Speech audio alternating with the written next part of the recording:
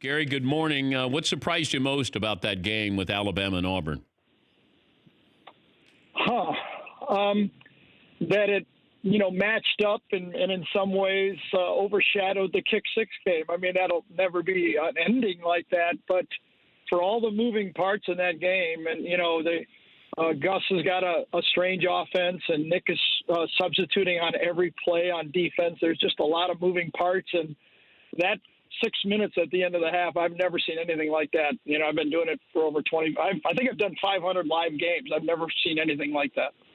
But you also have this team. You have a Nick Saban coach team that has all these penalties. It's just surprising that they pride themselves in their defense, and you don't commit penalties, and they weren't good in either category against Auburn. I think, Dan, there's no doubt that the Alabama team was feeling the pressure in this football game. That they were feeling the past history of Alabama being in the playoffs. They knew they had to come in and beat a really good Auburn team.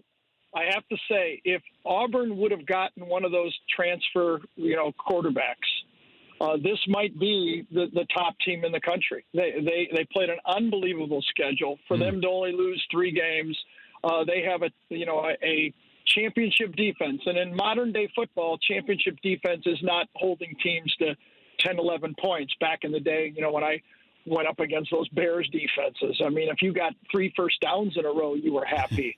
The game has changed, but I think the Alabama team really felt that, they had to come through. They had a new quarterback, and you could see it. They were overreacting emotionally to plays that they used to be able to handle pretty easily.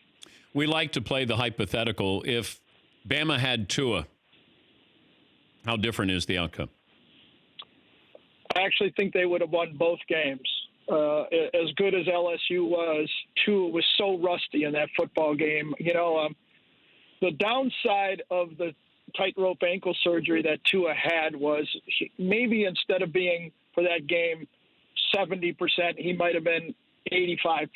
But what happened is he had to take 2 full weeks off of practice, where if you have a sprained ankle, I played with a high ankle sprain, you practice, you just limped in practice.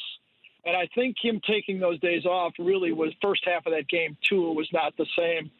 Dan, you see these receivers. They have 4 NFL receivers. They have the modern day football. They really have 4 Antonio Browns on the field without the baggage. That's how good they are. And there's no college team that can slow these guys down with Tua on his game. So I saw one projection that Alabama would have 10 of the top 50 players drafted. I mean, Clemson and Ohio State have really separated themselves for talent that's going on right now in college football. For more Dan Patrick Show, tune into Audience Channel 239 on DirecTV. Stream for free on BR Live or download the Dan Patrick Show app.